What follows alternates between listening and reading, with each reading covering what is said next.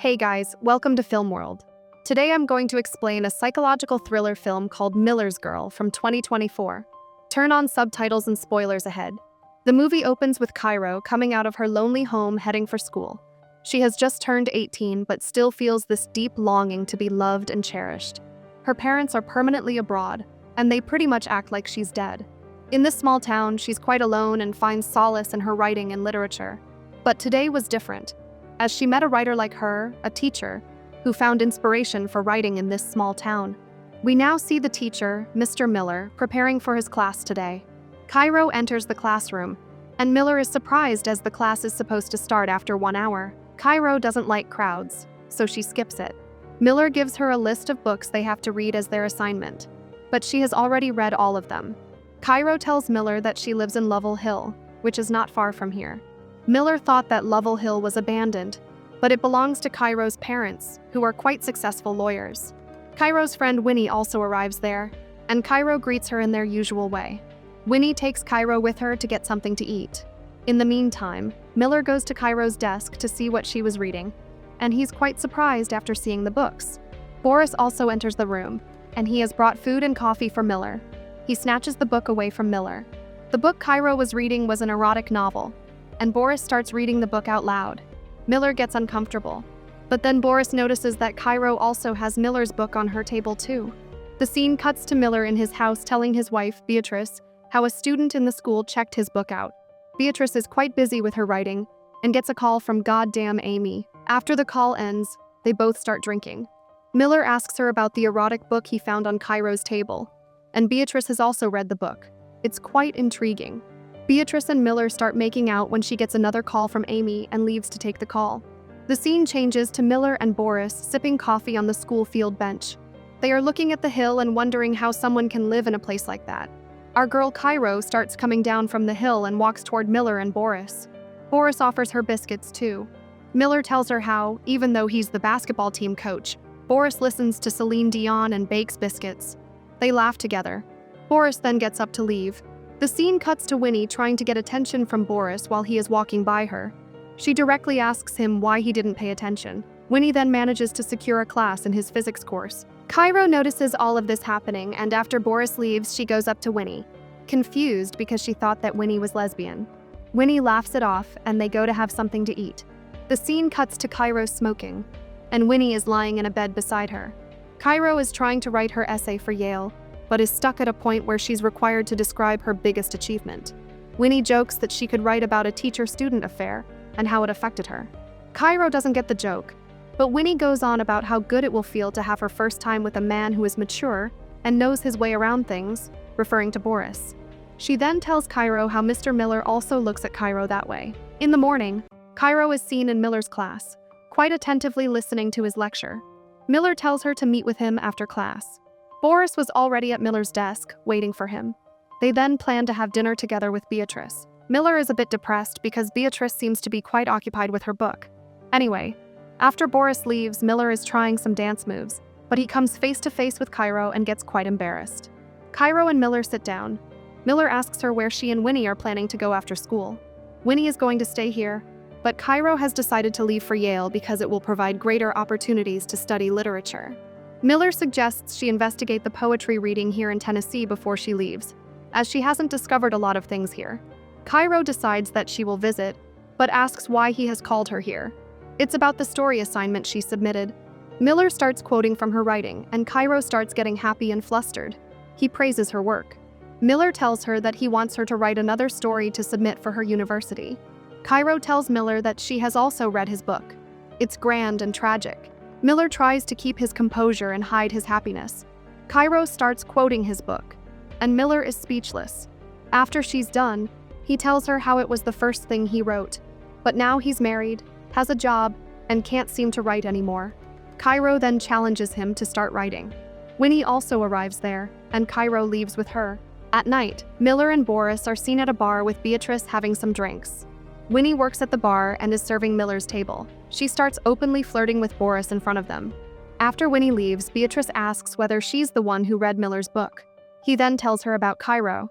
Beatrice seems a bit jealous, but they continue the conversation. At one point, Beatrice tells Miller that he's not a writer anymore, because he has decided to be a teacher instead of a writer. This kind of hurts Miller, and Boris is just there sitting a bit uncomfortably, not knowing what to say. The scene cuts to Cairo going to the poetry reading that Miller mentioned to her. She sits on a couch, and Miller comes up from behind and sits beside her. One writer goes to the front and starts reading his writing. It was amazing, and Miller seems to be quite engulfed in it. But Cairo couldn't completely focus on the reciting. She's listening to the writer and glancing at Miller from time to time. After the recitation is done, they go outside, and Cairo lights a cigarette. Miller helps her to light it. Cairo offers the same cigarette to Miller, and he takes a few puffs and gives it back to her. The scene cuts to morning, and Boris and Miller are sitting on the same bench as before. They see Cairo walk down the hill towards them. She's wearing something that she normally doesn't wear. Both the men compliment her on that.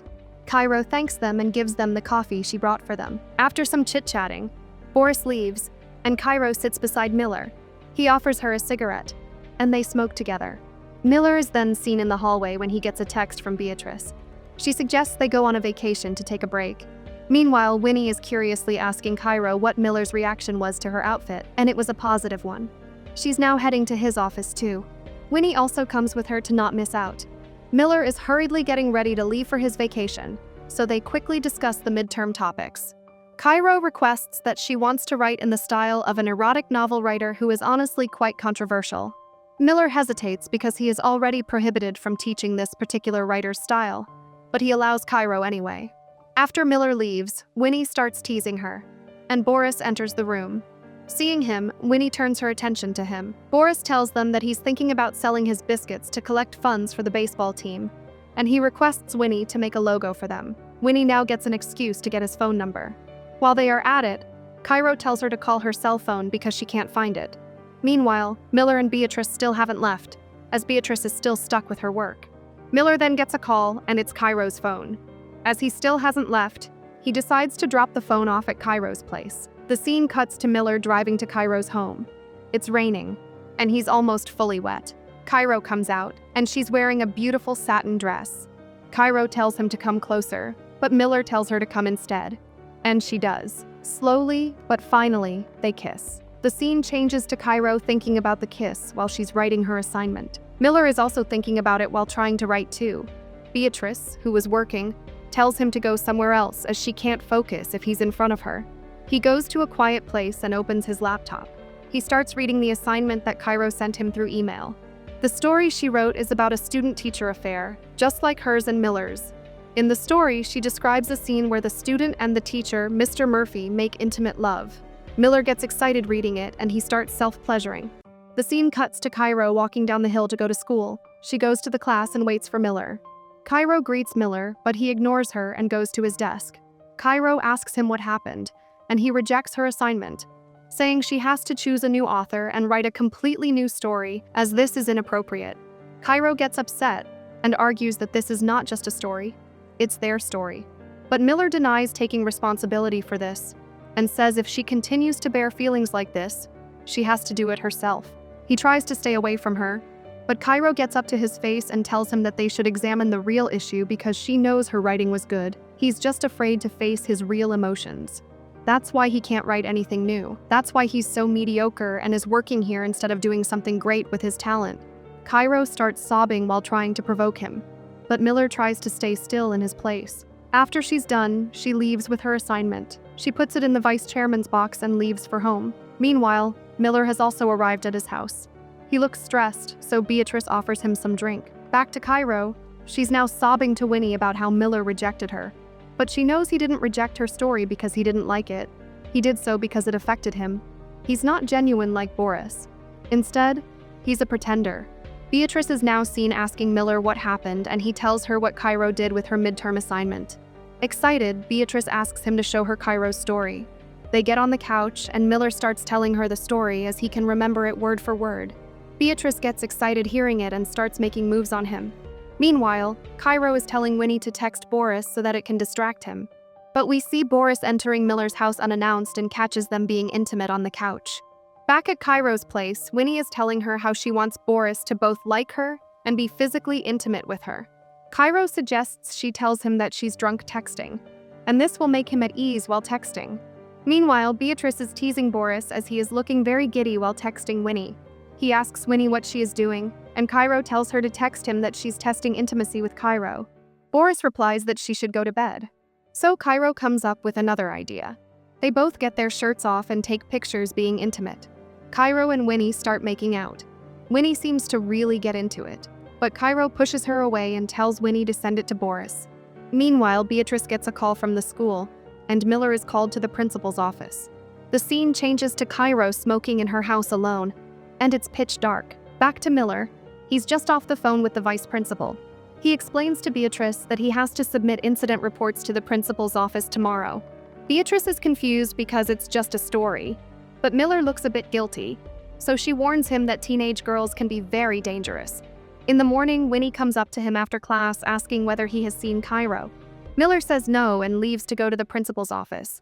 They both kind of stick to the same story, that they shared similar interests in literature, went to poetry readings, and mostly had a teacher-student relationship.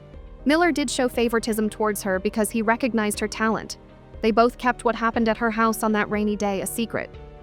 Miller is unsuccessful in defending himself in front of the principal. He is then seen meeting with Boris in front of the field. Boris scolds him for crossing the line. Miller argues with him and Boris leaves. After coming back home, he breaks it to Beatrice that he has been suspended. She asks him whether he got intimate with her, which he denies. But his expression gives it away that he's guilty about something. Beatrice is angry because Miller was always unable to see his fault. Finally, Beatrice calms down, and she walks away with her drink like nothing happened. Miller is in awe that she doesn't care what happens to him at all. Meanwhile, Winnie is at Cairo's place asking her why she's doing this.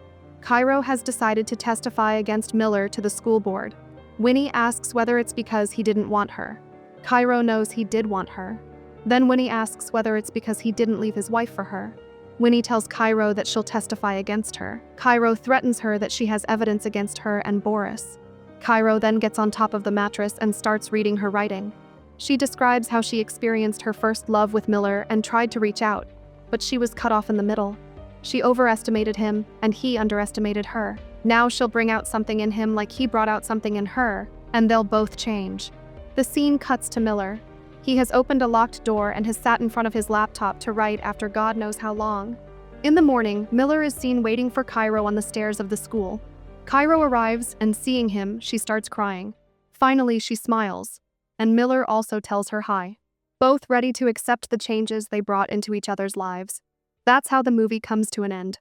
To watch more explanations of these kinds of movies, click on the videos on your screen. And don't forget to let me know how you feel about today's video in the comments down below. And at last, thanks for watching.